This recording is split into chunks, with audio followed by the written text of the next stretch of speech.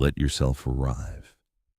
Whatever you were doing before this moment, whatever you were thinking about, whatever was unfinished, whatever is waiting for you somewhere else, you can set it down now. Not forever. Just for tonight. It will all still be there in the morning, exactly where you left it, and you can pick it up again then if you want to.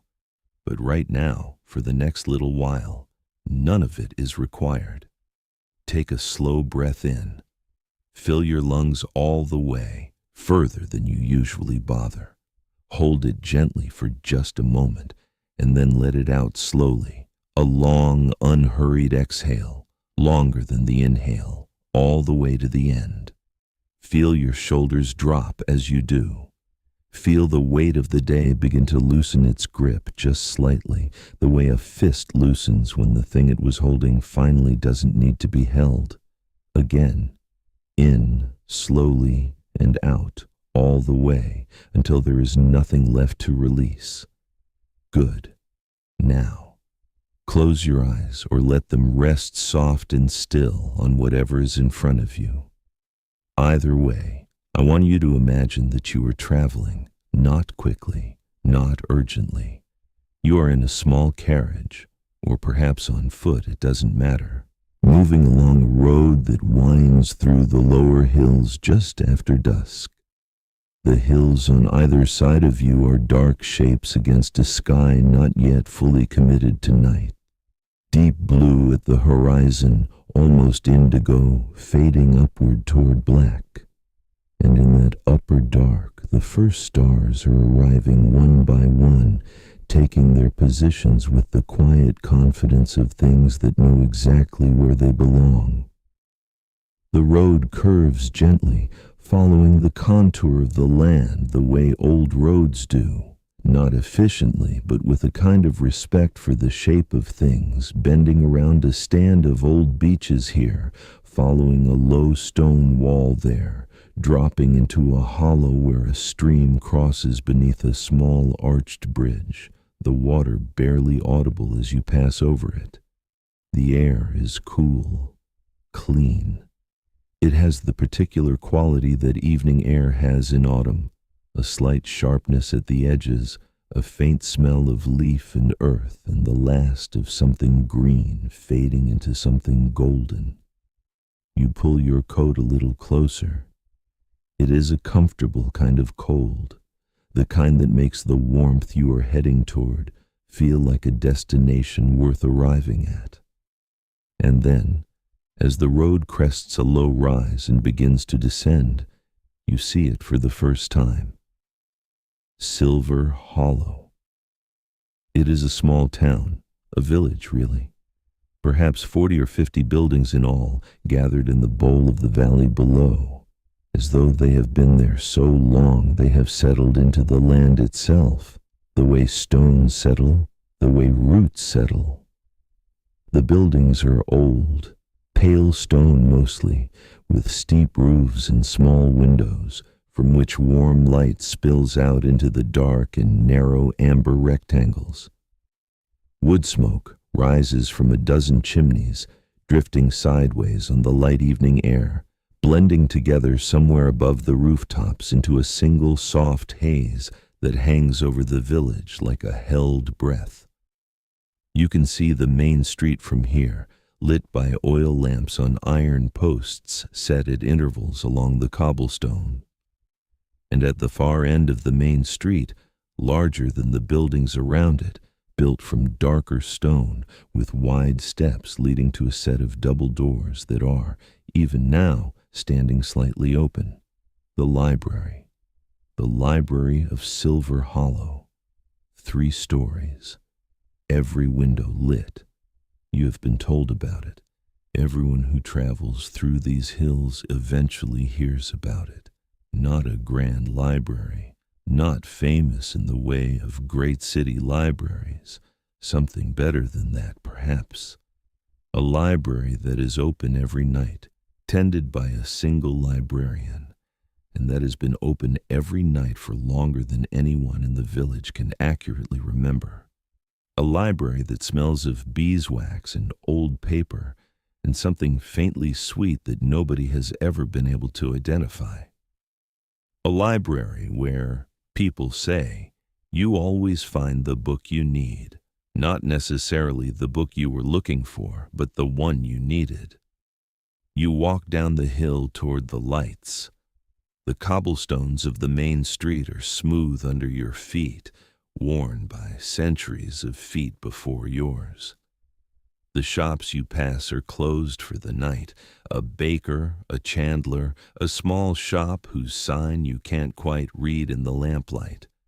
A cat on a windowsill watches you pass with the evaluating expression of a cat who has seen many travelers and found most of them acceptable. A dog somewhere, very far away, one bark, and then silence. And then you are at the steps. The doors are old oak, darkened with age and use, and they stand open just enough for you to pass through without pushing. From inside comes warmth and light and the smell of 10,000 books, and something else, something softer, tea perhaps, or candle wax, or the particular smell of a place that has been loved and tended for a very long time. You climb the steps. You go in. The entrance hall of the library is tall and narrow, with a ceiling lost in shadow somewhere above the reach of the lamps. The floor is dark wood, worn smooth in the center of the aisle by uncountable feet, still carrying the faint pattern of its grain at the edges where fewer people have walked. To either side of you, immediately, shelves begin. Built floor to ceiling, filling every wall, shelves of wood darkened to the color of old honey, each one packed with books of every size and age and color. You stop for a moment, just inside the door, and breathe it in.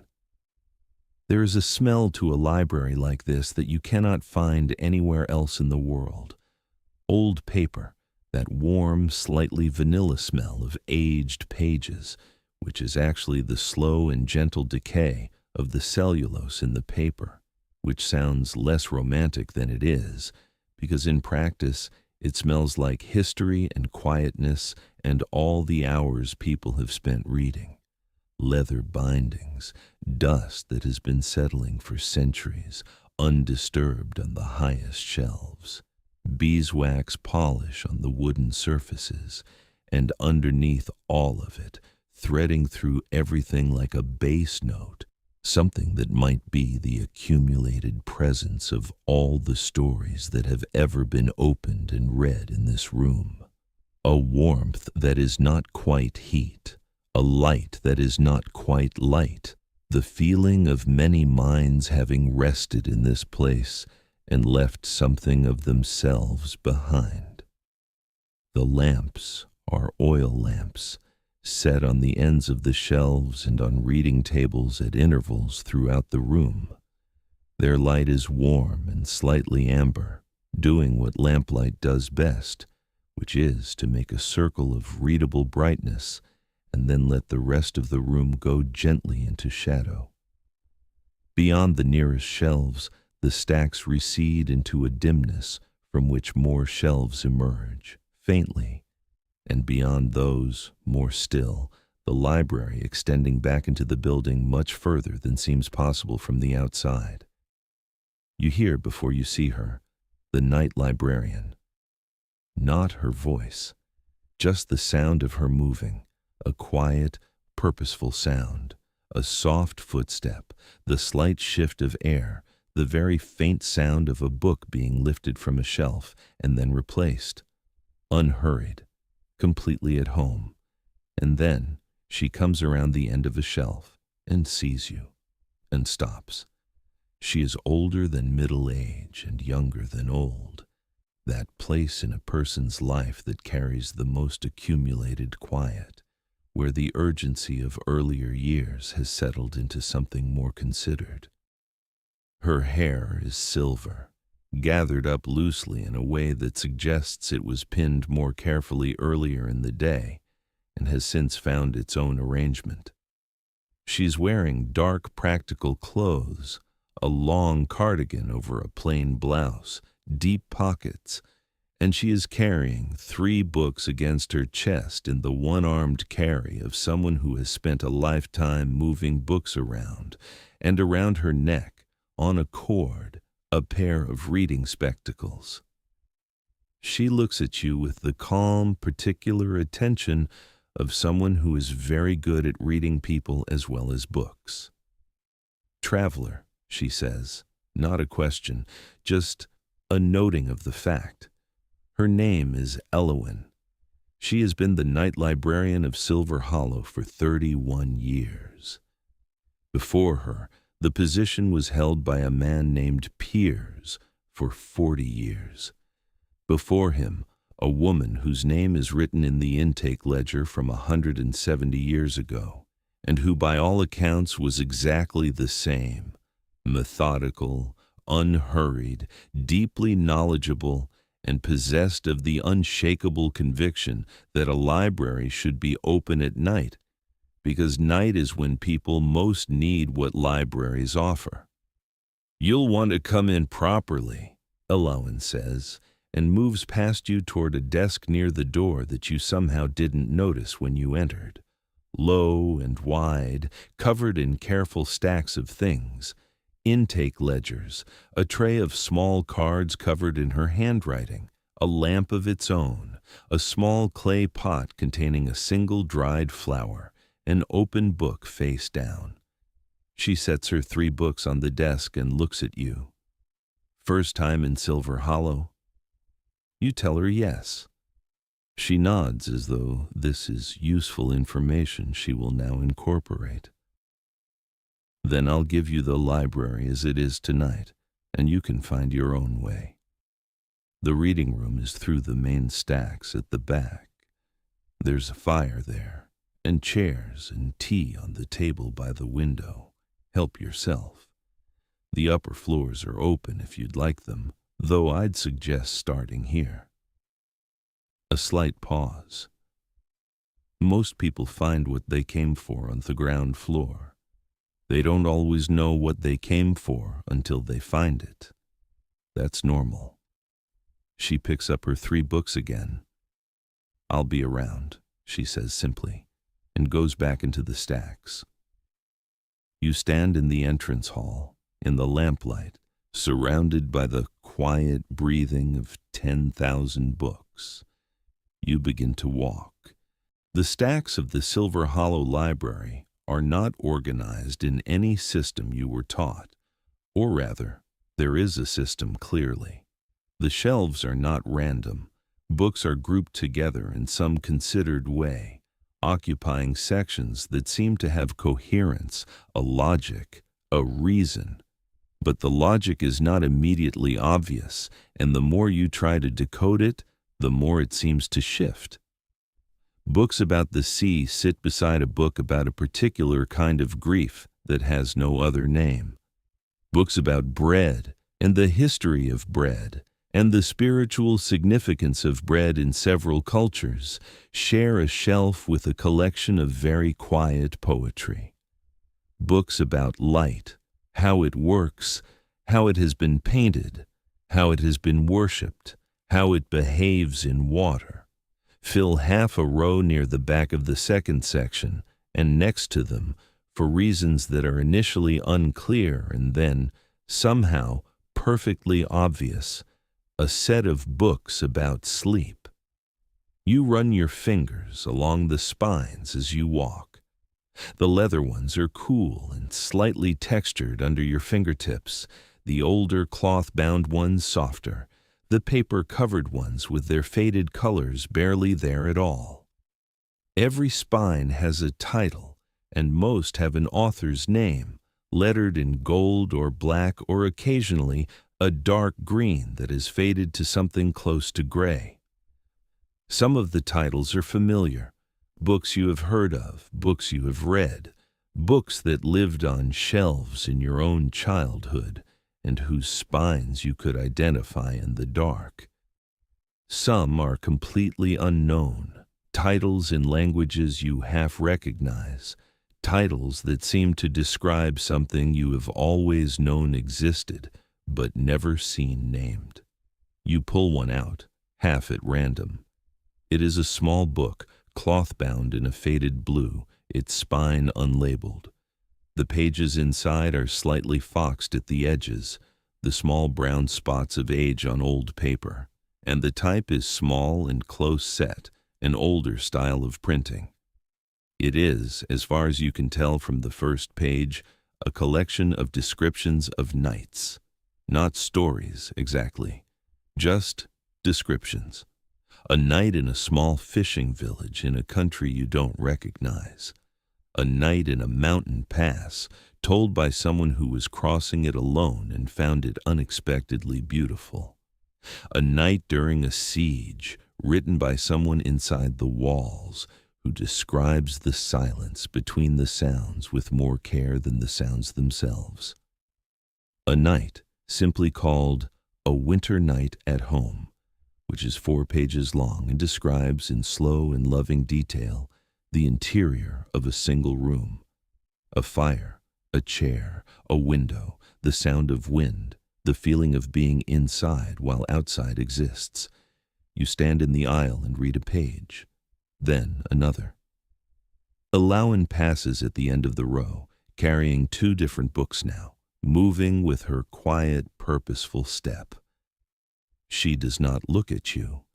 She is somewhere in her own work, in the long, ongoing labor of maintaining a library at night, reshelving, checking, noting, caring for the 10,000 objects in her, keeping the way a gardener cares for a garden, with attention and patience and the understanding that things left alone in the right way will tend toward their own health. You replace the blue book and keep walking. The further back in the stacks you go, the quieter it becomes. Not silent. The library is never fully silent. There is always the small sound of the building itself, the faint creak of old wood adjusting to the temperature of the night, the very distant sound of wind against the upper windows. Now and then, a soft sound from somewhere above you that might be Eloin on the stairs, or might simply be the library settling into its nighttime self. But these sounds are not interruptions. They are part of the texture of the place. The library breathes the way all old buildings breathe, with the slow respiration of something that has been here long enough to have its own rhythm. You pass a section of maps, rolled ones in long wooden tubes, and flat ones in wide, shallow drawers, and folded ones tucked into pouches made from the same aged leather as the book covers. A section of handwritten manuscripts under glass, not for reading, just for being. A section of what appear to be collections of letters bound in ribbon, the handwriting on the spines too small to read in this light. A section of books about animals, organized apparently by temperament rather than species, which should not make sense and somehow does. And then, at the very back of the ground floor, through a low doorway with a worn stone threshold, the reading room. You step through. The reading room is everything the stacks are not. Where the stacks are tall and narrow and full and slightly dimly lit, the reading room is wide and low and warm, with a ceiling that comes down to a height where it feels almost domestic, almost like a room in a house rather than a room in a library. The floor here is stone rather than wood, covered with rugs that have been layered over each other across many years so that the floor is soft and quiet underfoot. The walls, where they are not shelves, are bare pale plaster. The windows along the far wall are tall and dark, looking out into the night garden behind the library. You can see, just barely, the shapes of trees in the dark, and the faint silver line of what might be a stream, or a path, or simply a gap in the cloud where moonlight touches the ground. The fireplace takes up most of the inner wall. It is a large one, built for a room that needed serious warming in serious winters, with a stone surround that has been blackened by decades of fires and a grate currently holding a fire of exactly the right kind.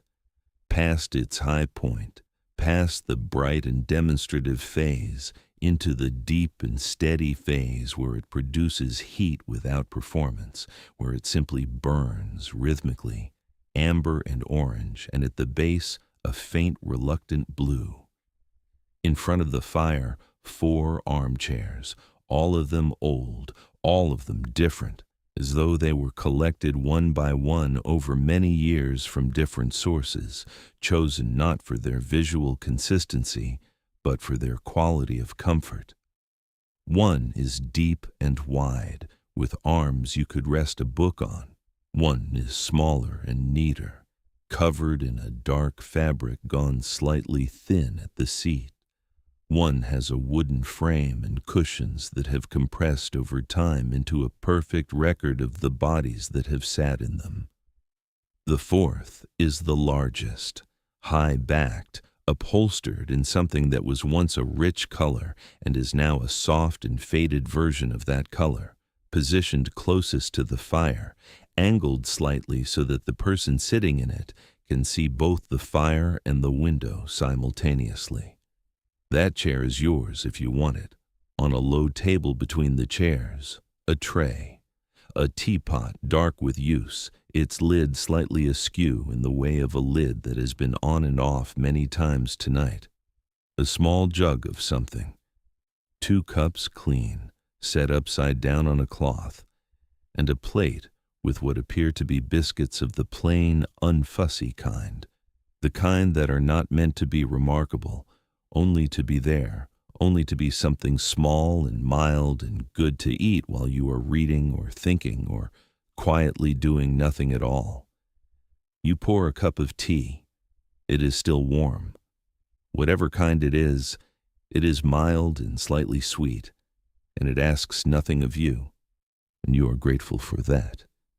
You sit in the large chair. The fire is very close from here. You can feel it on your face and the backs of your hands. The chair receives you. That is the only word. The way good chairs receive you, adjusting itself fractionally, finding the accommodation between your weight and its structure that makes sitting in it feel less like sitting in a chair and more like simply being supported by something that understands what support is for. You have a cup in your hands. There's a fire in front of you. Outside the window, the trees in the night garden are faint and still. Somewhere in the stacks behind you, the soft sound of Elowen moving through the library, reshelving, checking, tending. The building breathes. You do not need to read anything tonight. You do not need to find a particular book or solve a particular problem or finish a particular thought. You came in from the cold, and now you are warm, and the tea is in your hands, and the fire is burning at exactly the right pace, and the night is outside where it belongs. Some time passes. You are not sure how much. The fire burns. The tea cools slowly in the cup. At some point you set the cup down, and at some point after that, the cup is very far away, at the edge of the small circle of your attention, and then further still, past the edge, out of mind entirely. Elowen comes in once. She adds a log to the fire with the careful efficiency of someone who has done this 10,000 times. A specific log from a basket beside the hearth, placed in a specific position. And then she straightens and looks at you once, briefly, with an expression that has no name in most languages, but that means something like, "Good. You found it. You can rest now." She leaves without a word. The fire settles around the new log, testing it, finding its edges, beginning the long, slow work of the night. The library is very quiet now, not the quiet of emptiness, not the quiet of a place abandoned or forgotten, the quiet of a place fully and completely at rest, the quiet of 10,000 books holding 10,000 stories in the dark and not needing anything from anyone tonight, the quiet of a fire burning without an audience, for its own reasons, because it was lit, and now it burns, and that is what a fire does. Your hands are resting open on the arms of the chair. You did not arrange them there intentionally. They simply arrived at that position at some point while the rest of you was going somewhere else, and they stayed. Your breathing is slow, long in, long out, the kind of breathing that happens when the body has decided on its own and without consultation that sleep is the correct and necessary next thing, and has simply begun preparing for it without waiting for your permission.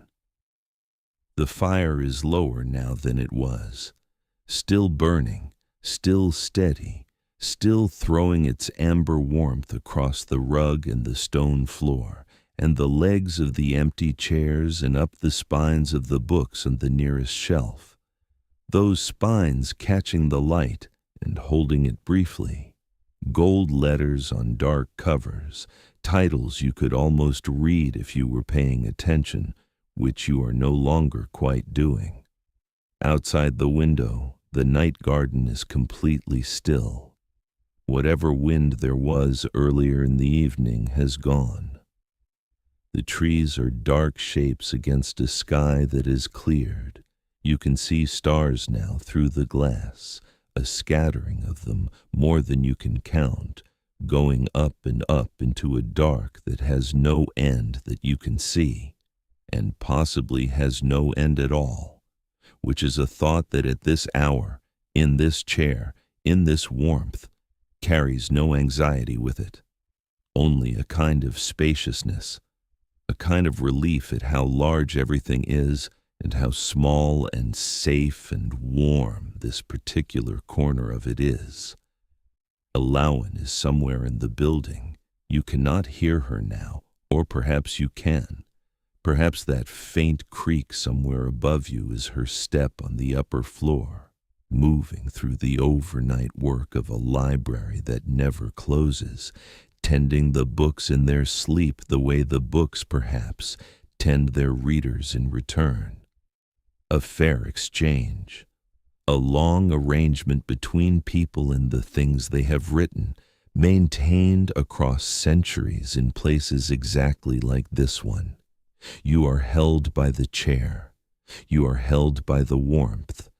You are held by the accumulated presence of this room, which has been holding people for a very long time and is practiced at it and does it without effort, the way the hills outside hold the village and the valley holds the stream and the dark holds the stars, not gripping, not demanding, just present, just surrounding, just reliably, quietly there.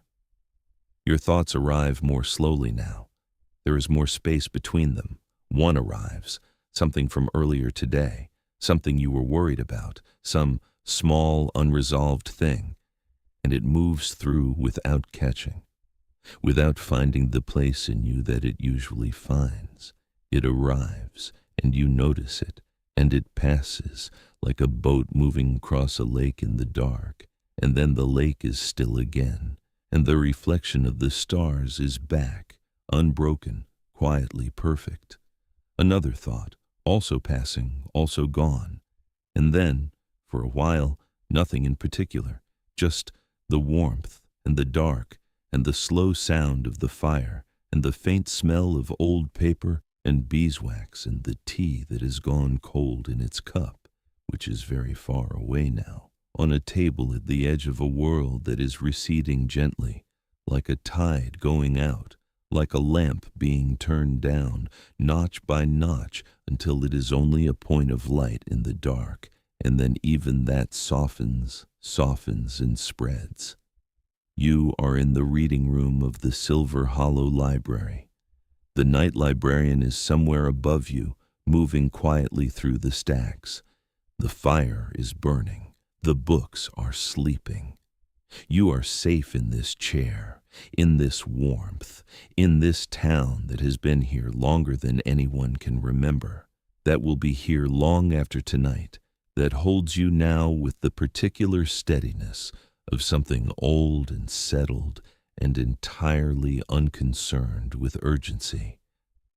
There is nothing to find tonight. You have already found it. Let the last of the day go. Let it drift up and away like the wood smoke over the rooftops, like the breath you are breathing out right now, slowly, all the way, until there is nothing left to release. The library holds. Alawan is here. Sleep now. The books will keep until morning.